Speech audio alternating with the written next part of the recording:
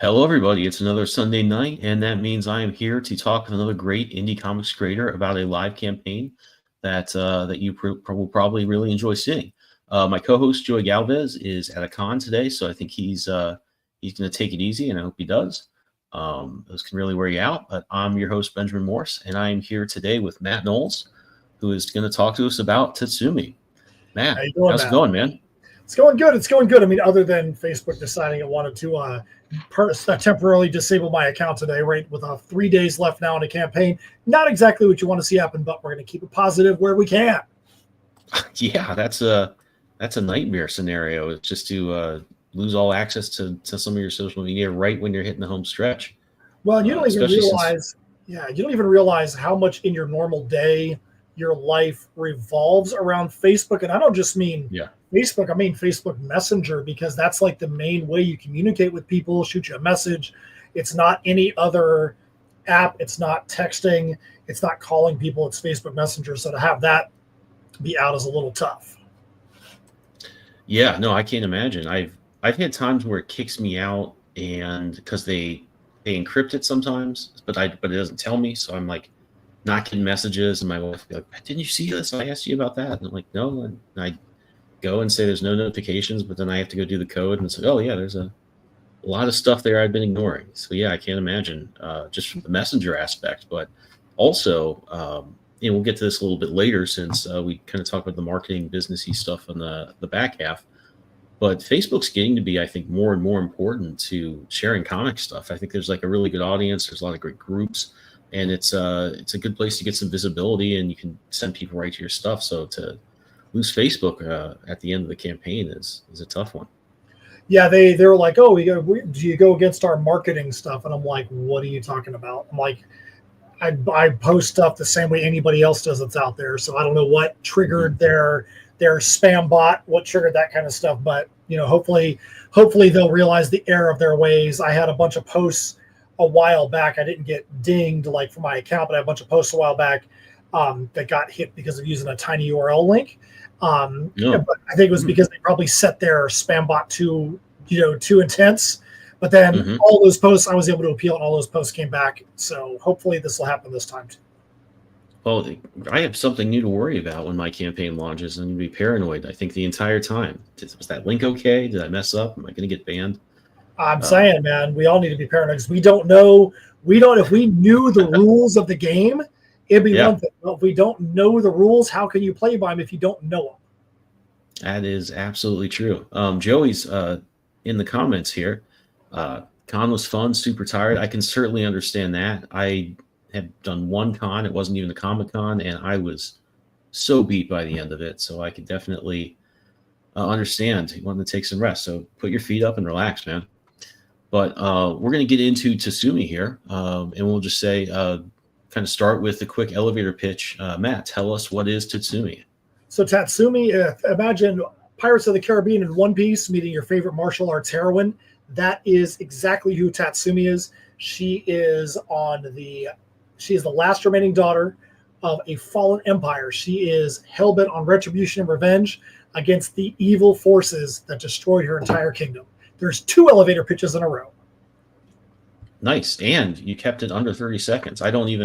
Sometimes I just tune out during these, and I think I'll get back with you in 2 minutes. And then every now and then somebody has a great tight elevator pitch ready to go. So that's awesome.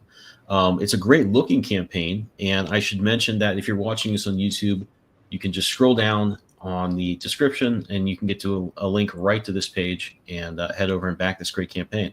So this is going to be live for 3 more days. It's ending on June 12th. It's met its goal, which is awesome. So this book is definitely happening. But we can go through and just look at some of these. You have some great covers here. I was looking at these earlier, as well as a lot of fun merch, including socks. Yeah, we're big on socks. We're known for socks. This, I think, is our 9th and 10th different pairs of socks.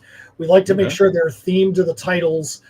We just did Misfits Clubhouse, and we had some tie-dye socks to go with one of our tie-dye shirts for that because it's more of a fun-loving title. For this one, we've got some socks that are themed on either covers for the that are in this campaign or that are themed on one of the emblems, one of the symbols for the campaign.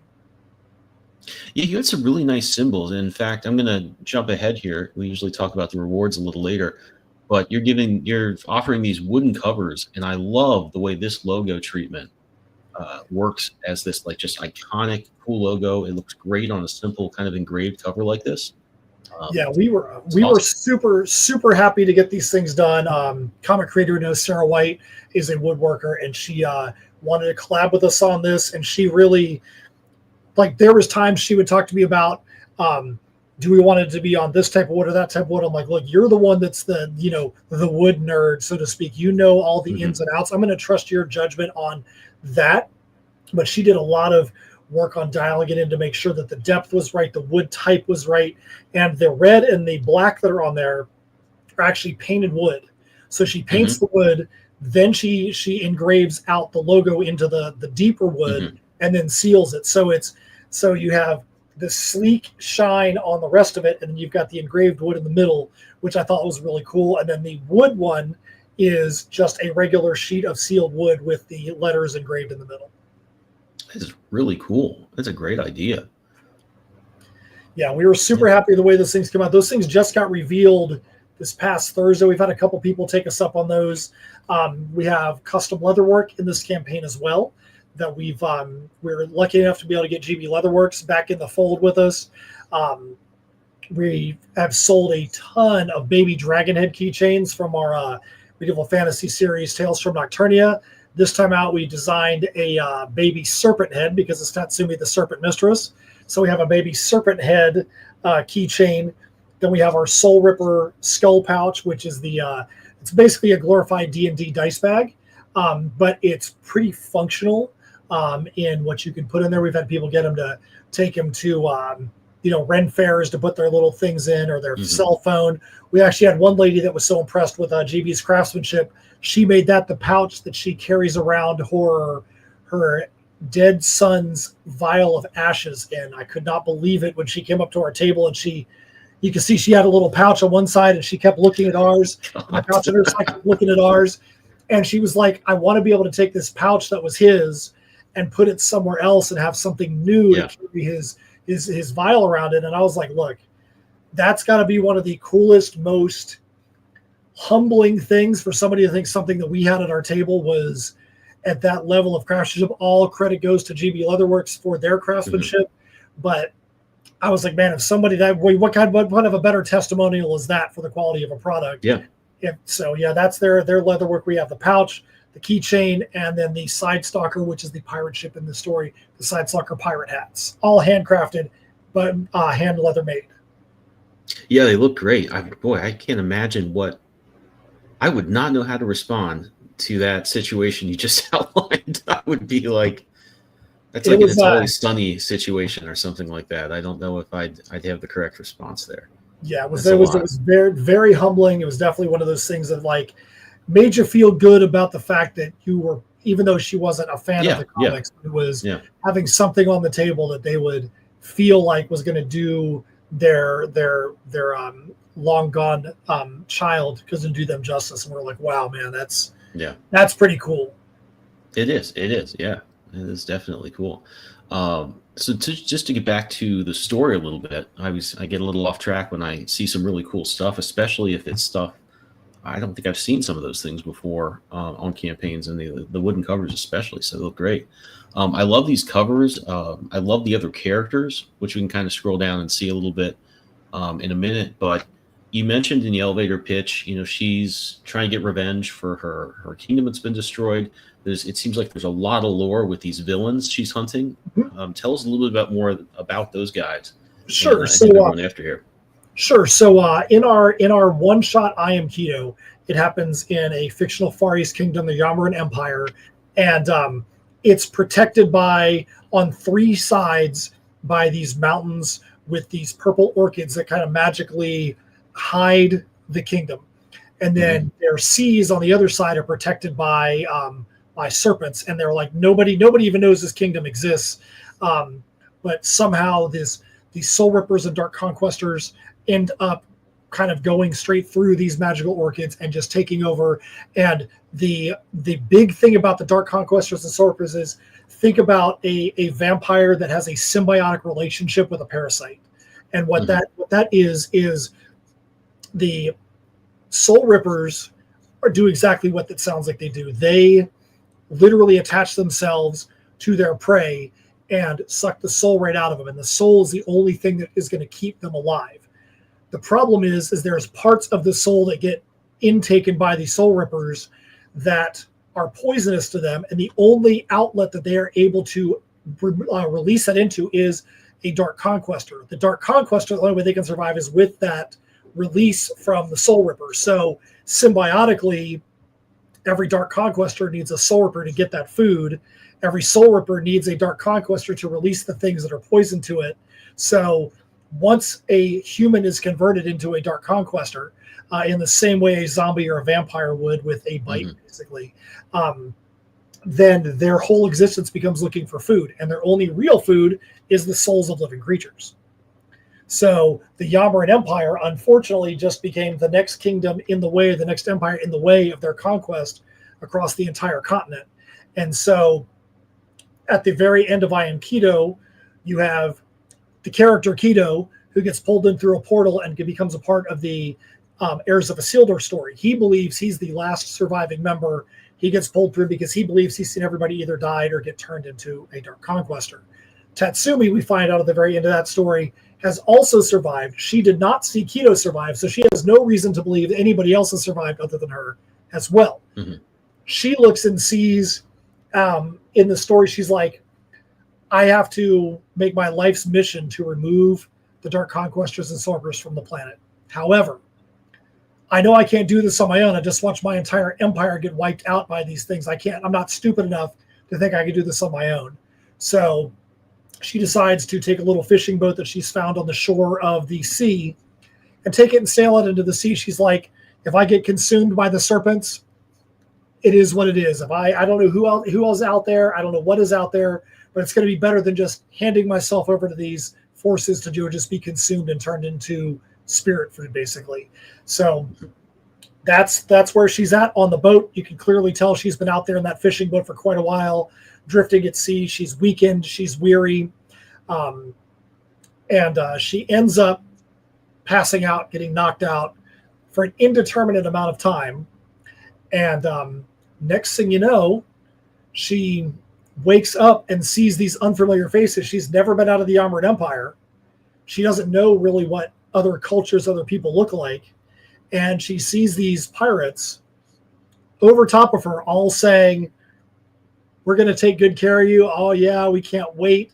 And she's like, well, I just saw what happened with the Dark Conquestors, so I'm not going to let these people put their hands on me. So as you see in the cover A and as you see on the next page, she decides she's going to take things into her hand and decide she's going to inflict some justice on these pirates.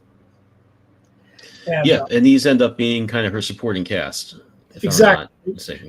They become the supporting cast, and we ended the sample pages there because we didn't want to give away how the relationship develops between Tatsumi and the crew of the Side Stalker, but we can definitely tell you that the way it's developed, we are so happy with the development of it and how it came about that we really think that the readers are going to appreciate the lore. They're going to appreciate understand the actions of someone like Tatsumi, understand the actions of the crew of the Side Stalker, and be able to relate to, if you were put in the position of Tatsumi or these pirates, if you found yourself there, you would probably react the same way. And then you could say, okay, well, I could see how this is a realistic relationship that's developing. I can see this is a realistic situation. And then you can start seeing yourself in the situation, which is something we always aim for, Steph and I do. Cool. I mean, I really like the idea that you got with your villains, where they are in this kind of linked relationship. They need each other.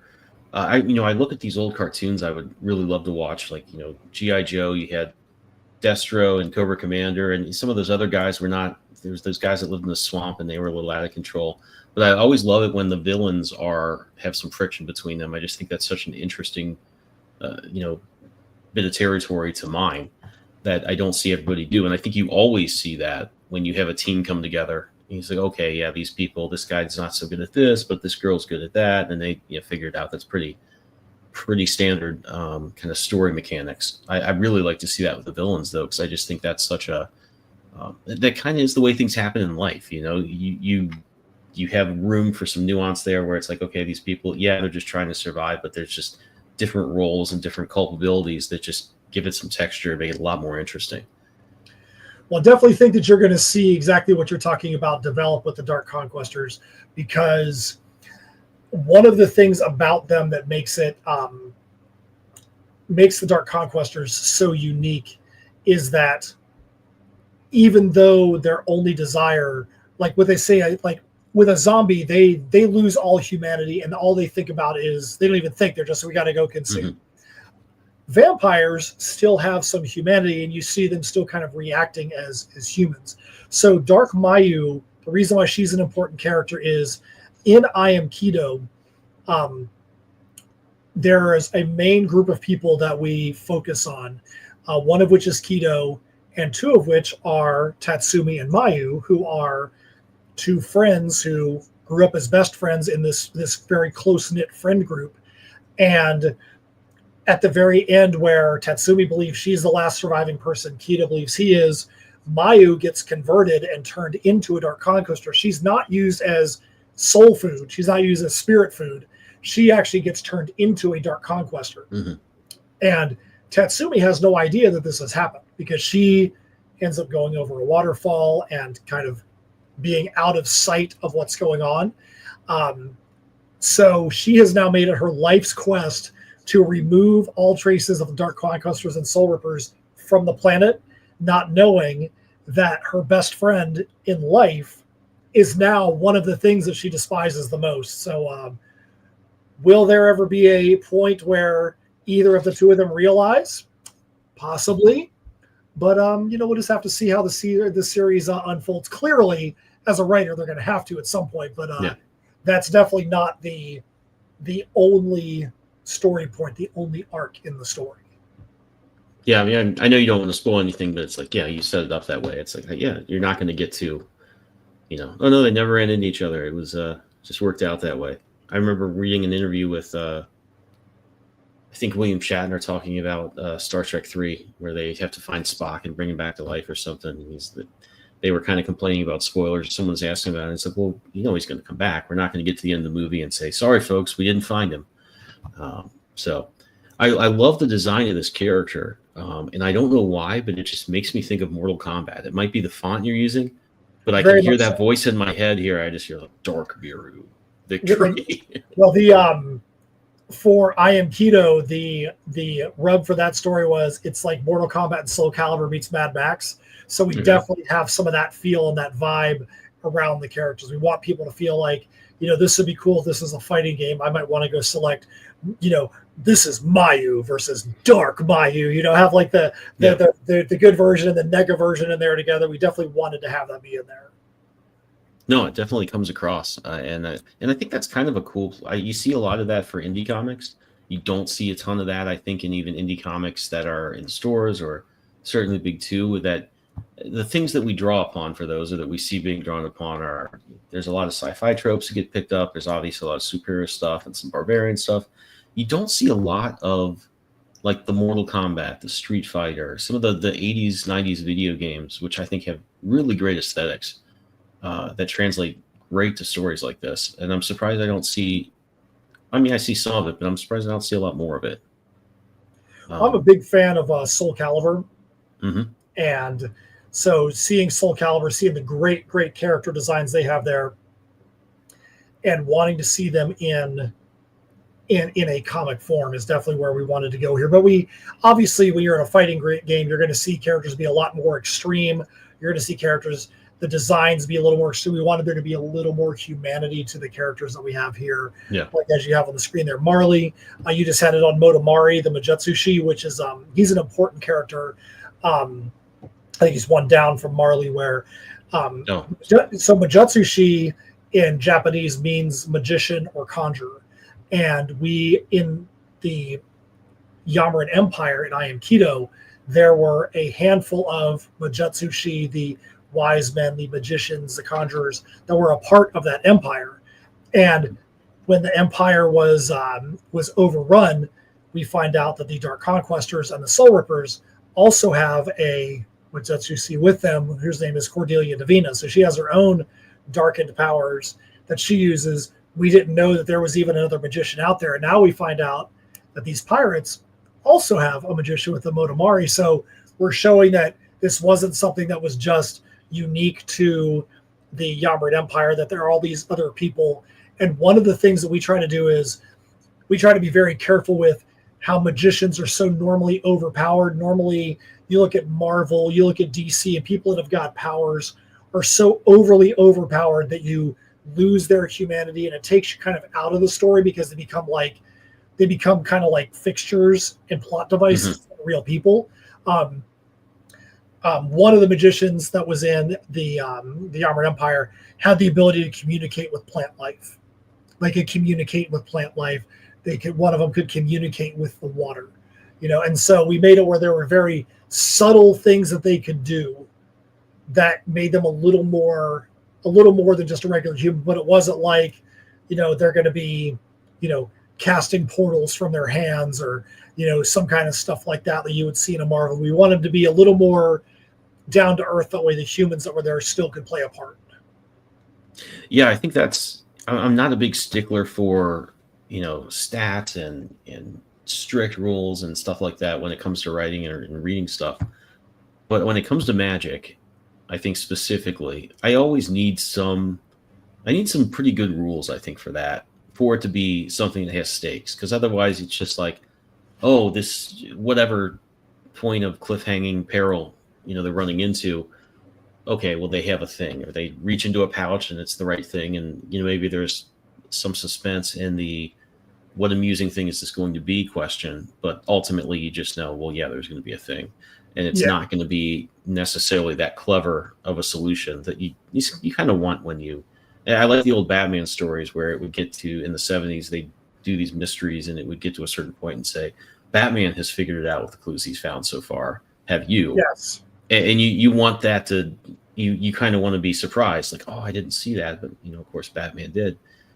That's a fun thing. And I hate mysteries that kind of, the solution was off screen. You never had a chance to solve it. It was just something you didn't know, but they revealed in the last chapter. I think Magic has to work that way. And it sounds like you have a pretty extensive set of lore kind of stuff that goes along with that. Yeah. And what you're saying about, the thing happened off screen where they figured it out. I feel like if you're going to do that in a story, then it needs to be something where you do it from a standpoint of, hey, they figured it out. And then you have a flashback to what they did to figure it out. So you might mess with the order of how that comes about. But I definitely agree that it can't just be like, conveniently, we ran out of budget, so we had to cut out all the cool stuff about how it was figured out. Yeah. I mean, anything works. Even those kind of cutesy, oh, this didn't have, we can't show this sort of thing. Any of that stuff can be done well, but there's got to be a focus on how's this going to read when the reader is sitting down with it. Is it going to be, are they going to chuckle at it? Are they going to say, oh, that was, I thought it was going to be like this and it's not what I maybe wanted, but it was amusing. It's just got to be something. And I think the temptation with Magic is just to focus on, I guess, the spectacle, because you can get a little carried away with that. And make it, well, it looks cool. And that's supposed to be the appeal. And it is appealing. I think of that. I don't know if you're a Star Wars guy, but that Obi-Wan series they did a couple years ago with Ian McGregor coming back. And I think they got the guy that played Darth Vader back as well. It got to the end of the story and he was, I think, even weaker than he was in the movies, but he was never the most powerful guy. But I always liked that character. Just had this trail of way more powerful enemies that he'd beaten that are scratching their head in the afterlife saying, how the hell did that guy beat me? He's not that good. And at the end of this series, he's facing off Darth Vader, and I guess he just believes himself hard enough that he's able to just be like super powerful, and he's lifting up rocks and throwing them. And I'm like, okay, that was cool, but it wasn't. I wanted to see him do something clever, or I wanted there to be another solution that suddenly, oh, he just is more powerful than he was before in some way. And I think that's a really important part of like giving you stakes. And I like the lore that you set up here, because I think that it even kind of plays off the fact they had this isolated hermit kingdom kind of thing because they had these serpents. They relied on that. They maybe got a little lazy, but something, of course, was going to come along and be more powerful than that. And that's a kind of thing that, like, we don't necessarily have a power set for the bad guys or for the serpents, but from a story perspective, seeing, okay, they just thought they'd always be cool, and it wasn't eventually one day. That's fun. That's a great hook.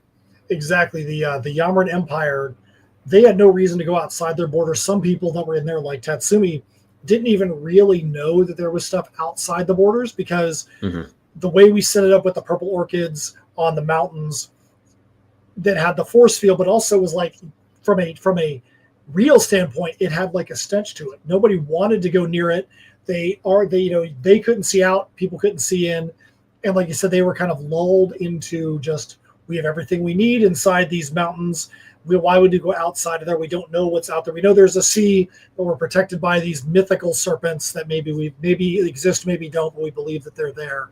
The great thing about this is by throwing Tatsumi and Otoba Geisha in a Far East Empire into an environment with a group of pirates on a pirate ship, really takes her. We love being able to take somebody and putting them into a situation they probably should never be in, and seeing how they react. And with Tatsumi, it's the first female true lead character in any of the stories we've ever done. We've had strong females, we've had ensemble casts, we've had lead males, but having to have a unquestioned lead female is really going to be fun because pirate culture is very masculine.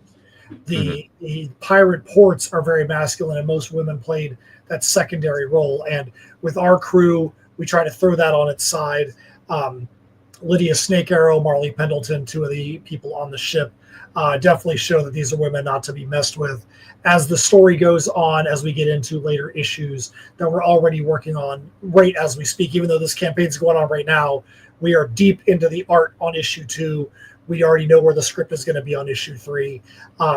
As we get to explore that more, it's going to be really fun seeing how these females interact, or sometimes alongside, sometimes higher than their male counterparts. Very cool. So I have a couple questions about that, but we're going to take a quick break here. And when we come back, I'm going to ask you some more questions about kind of the larger world here and some of those characters and where they're going to go. Sounds great. Click that mouse and warp into All Ages of Geek's website, your ultimate portal to everything geek culture. Here you'll find articles that speak your language, from the latest anime buzz to the coolest tech trends. Our mission? To celebrate geekdom in all its glory. Whether you're a gamer, a comic enthusiast, a 90s kid, or an anime aficionado, we've got something for you. Dive deep into them with All Ages of Geek. Your comics take a lot of time and effort to create. Way too much to have them get damaged while shipping to your backers. Gemini Comic Supply mailers keep your comics safe in transit, and with the code GeekCollective10, you can get those mailers with 10% off your order. That's GeekCollective10. Enter it at checkout to get 10% off. Yeah, definitely want to remind everybody that that's a great deal. I saved a bunch of money packaging up Scarlet Twilight stuff, which I still have a few left to do. But yeah, when you have a pretty big order and sometimes that stuff can get up there, being able to chop 10% off is really nice, and it helps us keep the show going and keep it free for everybody, which we certainly want to do. But Matt, back to the world of Tatsumi. So Sure. we've talked about some of your books before. It sounds like this is really part of an ongoing. This character has been around previously. She's related to some of the characters in your other books. Can you give us a sense of that, like, larger overall universe you've got, or I guess maybe possibly several universes because they're kind of crossing over here? Sure. What's So going on there? one of the things that is interesting about Tatsumi is that we have our main series, and then we have some spin-offs that go into extended universe. Heirs of Isildur is the main universe. It's apocalyptic sci-fi set in a steampunk world. There's a medieval, I don't want to say spin-off, but a medieval, extended universe in Tales from Nocturnia. And then you have another extended universe in I Am Keto. So Tales from Nocturnia, I Am Keto both have direct links back to Heirs. For Tatsumi, Tatsumi truly is its own story, and the only link that this has is to Keto and the empire that is there in I Am Keto. So if you're somebody that's like, man, this sounds really cool, I want to get in this, do I need to go read Tales from Nocturnia? Absolutely not, because there's literally nothing in Tales from Nocturnia and Tatsumi directly that have any real link to each other. The only link is if you wanted to go back and get a little more of the lore and the understanding of this extended universe that Tatsumi lives in, you could read I Am Kido.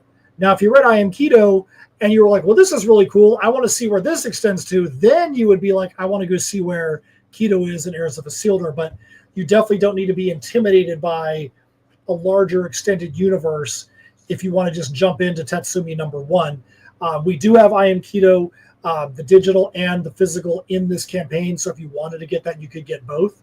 But Tatsumi 1 is truly designed to be the start of a new tale by having her go and become a part of the pirate culture and interact with this pirate crew, and understanding where the pirate crew comes from and what their goals are and their desires are. That's where this story really lies. When we were designing the universe, I asked Steph what she wanted to do to have fun with the story. She's like, I'd rather, like, if we do this pirate, like a pirate story, what do you want it to be? She's like, it's got to be a swashbuckling, fun pirate kind of story. So we tried to pull on Pirates of the Caribbean, One Piece, look at some of the things that they do. The One Piece, the live action One Piece, the Netflix show, not the actual manga and the anime. But how do they handle their culture? There's some seriousness to it, but there's a little bit of levity to it as well. We don't get too deep into that in issue 1, because these are all, unlike our normal releases for, say, Heirs of Isildur, we've, surprise, decided to make these be just comic length. We wanted it to be something where we actually challenged to be like, this is going to be no more than 32 pages. How can we tell the larger storyline, the extending storyline that's the important storyline for the whole story, but then also have unique set pieces that are for that unique issue. So there's set pieces, kind of like if you're watching a TV show that's got an overarch, like a crime drama, you know you're going to get the one crime that's going to get solved in that show that you've never heard about before and you're never going to hear about again. But you're going to also have the thing about the one guy who wants to be the chief of police and all that extends the whole season. The set pieces that happen in each issue are super fun. The ones we have multiple are going to be in issue 2. Obviously, we got to get through issue 1 first. Before we get issue 2, we try not to talk too far in advance, but just know that there are going to be fun set pieces you're going to come across in every issue, that even if you're somebody that's like, you come across this in issue 2, you're like, I just want to see some action. I don't care about this overarching storyline. Boom. There's going to be some fun action for you there too. Yeah, I think that's one of the really fun balances when you restrict yourself to that. All right, this is just going to be one issue.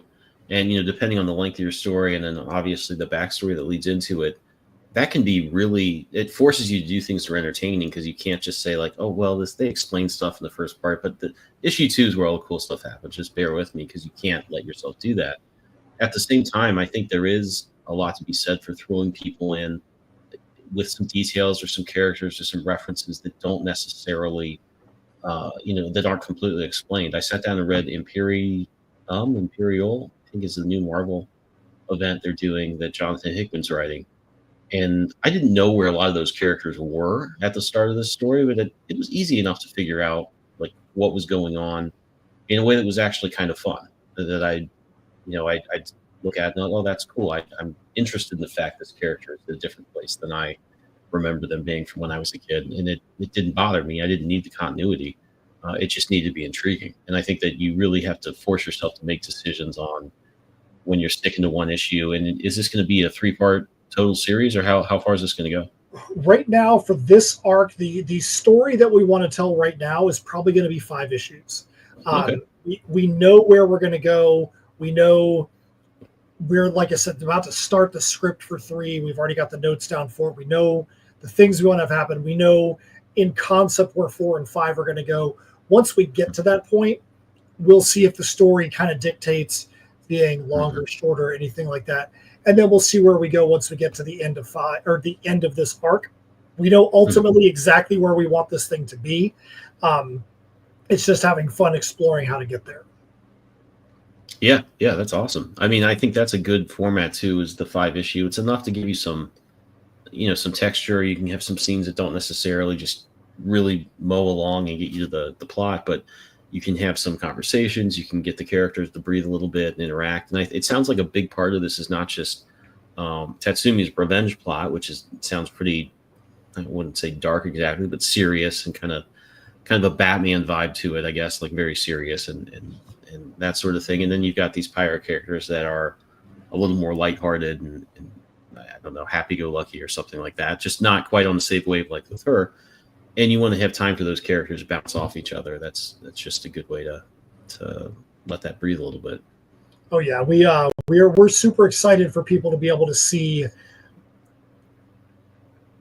Let me backtrack. We are very big on making sure that the decisions that we make in a story never come down to the reader reading it and going, oh, they want me to believe this just because they said so. Because if you read something and it's because they said so, you're immediately taken out because you're like, that doesn't make any sense. Oh, just because the writer said so, I have to believe this. No, I don't want to believe that. We really wanted to make sure that the crafting of the relationship or lack thereof or whatever it might be between Tatsumi and the crew of the Side Stalker was very organic, was very legitimate in them being able to find some common ground.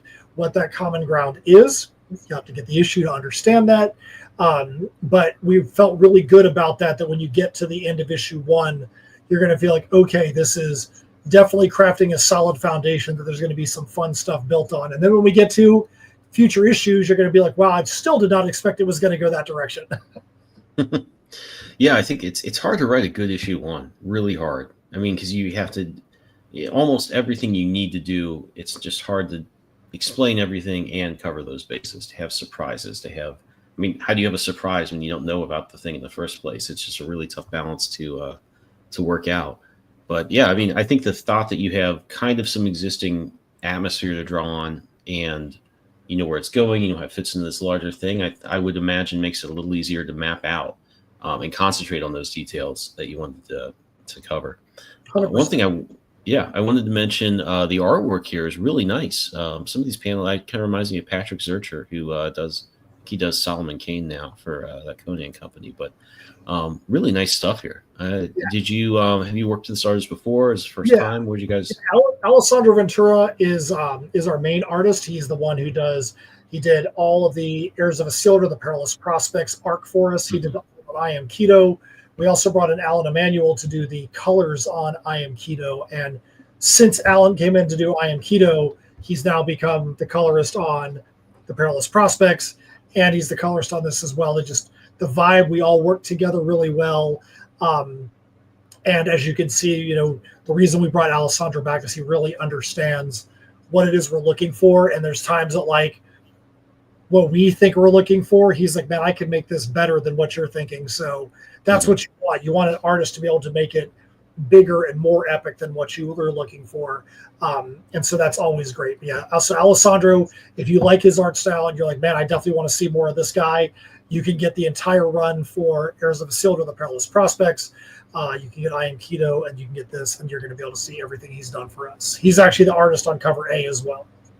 Oh, cool. Let's go up to that real quick. I love this cover, just all the action. I've drawn so many covers lately that for one reason or another, kind of, at least my first idea was this character's just kind of there. And then you have to kind of follow that pattern. But then I'd look at them like, oh man, I really just wish I had some people jumping around and kicking each other. Especially with a number 1, you want to just promise as much action as you can get on there. But what you said about your artists and your collaboration really struck a chord with me. I was on an Indie Comics Discord. I think I've seen you at. Somebody was asking, I think earlier this week, about, I have all this stuff. I have this huge script. It's got a lot of description, but I don't want to be off-putting to an artist. And they were like, does that put you off at times to artists here? And I said, well, it does at times, especially, and you can kind of tell, I think, when somebody's doing the Alan Moore thing where there's a page for each panel and they've got all this information and you can tell they kind of want to see it all there. It's very tough to imagine as an artist going through and doing it for a few reasons, not least of which is it won't look cool, and everyone will say, "Wow, that guy's work is boring," and you don't want to be in that situation. But I think that what really works out best, and I think I saw a couple other people echo this, is if you can give your stuff. I think as an artist, I always like to get a lot of description as far as information that I can use to just have a little bit more of an overall sense of what you're looking for. And maybe even if I don't have a way of putting it in this panel, I can work it in later on in some cool way if it just really was something you wanted to have there. But I think as far as just creating a really good page, which is important to do, for every page when you only have 32 of them, I think it's really great to hear that you are working with somebody that you trust to say, like, here's what I want, but you have some freedom. Obviously we want this to look cool. I mean, I've gotten scripts, and I've said this before, where I was doing layouts for somebody maybe probably 8 or 9 years ago, and the script literally had like 2 or 3 panels in the page. Said, this is the big panel, it should pop. And I'm like, well, there's 6 panels, and 3 of them are supposed to be the big splash panel. That's not going to work out real well. And I think that's why it's really important to collaborate with your artists in the way you're outlining. And it's great to hear that you kind of develop somebody you trust and have worked with, and you're very comfortable handing off to them and saying, okay, they're going to run with this. They're going to make it cooler and still kind of get you all the story beats that you wanted, ideally. Yeah, and working with different artists, we handle things differently between them. Like Alessandro is someone who likes to have less panels per page. He wants there to be less because he wants to be able to draw more, because he draws traditionally to start. And we have to have the discussion with him about, well, if the less panels that are on a page, the less story we can tell.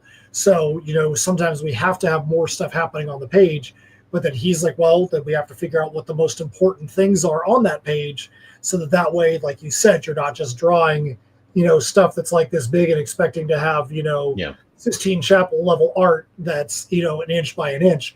But then we have our artist for Misfits Clubhouse, Raheel, that Raheel's like, man, I'll put 14 pages on a panel. I don't care. He's drawing a different style. Yeah. But you have to understand the language that you're talking to one artist over here, the language this artist over here. And we tend to put more in our scripts than probably most people would want, but we don't put them in there to restrict the artist. We put them in there so the artist is like, okay, if they put everything down here, then I know that everything that's here is what they're hoping for. Yeah. This character needs to be on the left-hand side of the panel. And these 2 characters are speaking because we need to make sure that the word balloon is going to be in the right spot. So it may look like a lot of things, but it's just, we're saying that to help that artist so that way they don't go, oh, well, I put these 2 people in a conversation. You didn't tell me who needed to be on the right, who needed to be on the left. So now you're making me have to go and redo this whole thing. That sucks. We want to eliminate having that double work for everybody's perspective. Yeah, I mean, there's just, and I hope this changes in the future, and as the economy gets better and whatnot, which we all hope it will. But I think I've said to a few people, like, there's just not enough time, or there's not enough time or money in indie comics to waste your collaborators' time. And I think everybody's got artists and writers, and everybody in the process, the letterers and the colorists, have to really, I think a little bit about, okay, what's this going to cost for the next person in the chain? It's just very hard to make these things happen. It's a lot of work, and everybody's got to kind of pull together in that way.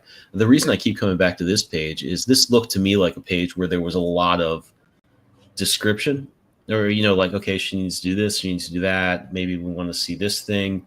It seemed like there was a lot logistically that he wanted to cover, and he found a way, I think, to make it look to just really shine without, obviously there's not one panel that overwhelms the rest, but I think you get, and this is a kind of quieter in between moment, of course, this isn't like the climax of a fight or a reveal, but this has such a great pace to it. I think your collaboration really, really shines in this one. Really appreciate that. So this is, at the end of I Am Keto, without spoiling it, but hey, you kind of have to tell them, because this is happening literally on page 2 of this issue. Tatsumi has gone over a waterfall, and she hits a tree and finds herself that she hits the tree and kind of bounces into this cave behind the waterfall. So after this happens, she obviously waits for a little bit because she's not just going to jump out there with this massacre happening. She is walking out of this waterfall, stepping through the water, climbing down, and thinking, like, what did I just witness? This, what's going on? And so that's one where you could take the last couple of pages of Keto and put them with this. You could really see the flow from that to this. And like you said, to where that's a lot of show don't tell in there. You know, she's coming out of the waterfall. She's, you know, getting away from what's going on. And she's like, I've got to go try and find something, anyone other than what's going on right now. Yeah. And I think additionally, this is like hard to, he's really made it look easy to draw this waterfall. I mean, that's a tough thing to approach in comic book. And I guess I want to put that in air quotes. It's sort of hard to know how much to draw and how much stuff you want to show and how much interaction there is. There's just a lot of stuff to worry about there. And of course, again, make it look cool. I was doing some sketches for another book a couple years ago. And my idea that I really liked was somebody coming out of a waterfall. And it looked cool in my sketch. And I was sort of hoping they'd pick it, but when they didn't and picked a different sketch, I was kind of glad because I'm like, oh man, I did not want to figure out because I wanted to kind of do the John Romita Jr. thing where the water's just going everywhere and it's crazy and it's just hard to know what to draw and what not to draw for the things for you to focus on the things that you should be. And I think you did such a good job here that I'm just really impressed with that page. But all this stuff is hard to draw. Yeah, especially when it was the cracking her head, you know, having the wave take her down. You know, the weekend Tatsumi gets knocked out. It was tough. And one of the things that's really tough was for us to figure out how to add some time. Like we had to, the next page, we kind of had to craft the next page to kind of show, you know, she's kind of waking up. And, you know, you think about like if you get knocked out or you're waking up from passing out, you have like the spots in your eyes and you're trying to focus. Yeah. And this page is trying to, you know, she hears voices and then her eyes kind of open up. She's not really focusing. And then you go to the next page and things are starting to come into focus. And what's this upside down person doing? And like it was tough. And you also don't want to, if you're going to have a page like that doesn't have any real art on it, it better be an important page. And we really felt like it made sense to have some time between when she hit her head and then wakes up. So it doesn't look like it's snap of a fingers. She's transported to another place. Yeah. Well, I even love that. I think there's some, I don't know the whole story, I guess, and the backstory of it. And I don't know if it's a spoiler for this one, so it doesn't really matter, I guess. But if there are people crossing over to different places and like the way that this looks like a portal in space or something is just kind of a nice nod to that. Like it just seems fun and appropriate. And I really like how it looks. And I think this page where she's knocked out, additionally, I know that it's just, you know, you do need to kind of be aware of what you're doing if it's just going to be that. But even that's, you taking the time to have like kind of a nice composition here. It still is pretty interesting as far as what's going on there. It's not what it looked like when I got knocked out, but it's just as well. I don't think I want to end up where she was. I just lost track of myself and somebody found me wandering around a half an hour later. That's never fun. Never fun. I had that happen to myself once when I was in high school. Never fun. Never fun. Yeah, I got hit. I was at a wrestling tournament, and it was slightly different rules than I was used to. And I think the guy knew that people from other places were coming there not aware of this certain rule that you could like flip a guy over your like a suplex. Really, there were other rules that were more significant, so they probably your coaches would tell you about that. I wasn't prepared for this, and I think that guy's coach is like, "You probably get away with this." Did smacked my head. I remember losing the rest of the match pretty quickly, and I just walked off, and my coach just thought I was pissed, so he let me go. And like, okay, he's mad, and then nobody could find me for a long time, and they realized I was out of it. But yeah, it's a fun, you know, it's such a great plot device, and I think you guys have done visually a cool thing with it here. Well, definitely very much appreciate that. We've worked really hard. We really want to make sure that when people invest their hard-earned dollars, their time in what you're getting, we want to make sure that they feel like it's money well spent, that they're getting a story with characters they can relate to, universes they want to escape into.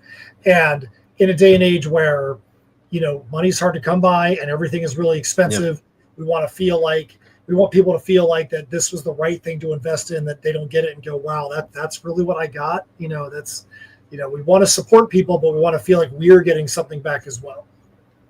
Yeah, I think that's a great place to kind of leave it. It's very, we get, especially when you're creating these comics. I mean, man, it's so easy to get lost in your lore, and to just be like, I can't restrain myself from orchestrating that in a way that's satisfying. And I think when you do read a comic like that, especially if it's an indie comic and it's on Kickstarter, that costs a little bit more to get to your door, it's a little more galling when it's like, oh, they just wanted to unload their, phone book of lore on me and set up, and didn't have the discipline to kind of sparse in some action or just find a good way to unfold it. It's a little extra work. It's a lot of extra work, but I think it's a really important, very professional thing to do. And I think that, I guess just to reiterate, somebody that wants to back this, I think that's a great reason to do it. And you can do it at the link that is right down there in our show description, along with some other books that we'll show in a minute. But just to wrap up here with Tatsumi, this one has 3 days to go, has met its goal, so you're going to get the book. And I hope you'll head over there, and whether you're watching this now or you're watching this in the next couple of days, head over there and give this one a look. If you're a fan of this stuff, I think it's, especially hearing about your approach, Matt, and all the stuff you guys have put into this to just really not only come up with an interesting world and characters, but just kind of calibrate that so that everybody who reads this is going to get their money's worth out of it. Really appreciate you having me on. And yeah, we're now $192 from a physical stretch goal where we get to give something back to you. What we have set up at the next stretch goal is actually super fun, something we haven't done exactly before, but we actually get to put into your bag. So if you are a physical backer, all we got to do is get to $4,200. We do have more stretch goals. People are like, well, do you have anything else set up? There's only 3 days left. Yeah, we've got other stretch goals set up. We have one that's out there that if we get there, we're not going to talk about what it is because we don't like to put the cart before the horse and talk about what's in stretch goals before we actually get to the one before. But we have some other stuff out there. So trust me, if we were to get to 5,000, we were to get to 6,000, something like that. If something was to happen in the last few days, it's going to be worth your while to be able to see those things that are out there for sure. We're 17 backers away from the next backer count incentive. We really want to see you guys come up and give this story a chance. If you're somebody that sees this and you're like, man, I like this, I've heard of these other things you guys have talked about, how do I get my hands on it? In the add-on section, we've got Heirs of Isildur, Tales from Nocturnia, I Am Keto, Misfits Clubhouse, shirts, socks, metal albums. I have collectible colored vinyl. I'm a metal musician myself. So there is 2 different metal albums. There is singles, all kinds of stuff like that. We try to make sure that there is all different kinds of fun merch for you. It's June, but you know what people might think about? Christmas presents, all that. There's going to be cool stuff in here that you might want, or you might know somebody that might want it. We want you to find that thing. We'll make it worth your while. Thank you again for considering Tatsumi the Serpent Mistress. Well said. Awesome. So yeah, head over there and check out this book because it looks like a good one. But before we head out for the week, I want to share a couple other comics during some in pre-launch, some live. Angel Hunter Blitz is kind of a manga story, really cool looking. It's basically mankind is cast out of the Garden of Eden, and it has to contend with angels and demons and just monsters beyond the imagination. So you get to see some heroes really stepping up and some just really dramatic stuff. It's a cool looking book. I love the logo. I love the art. I like how it all comes together, and the story sounds really interesting. So head over there and get in the pre-launch list for this one. The other one I want to mention is Joey's book next. I Need Your Skin, a supernatural horror comic. It's going to launch in June, so it's coming out pretty soon.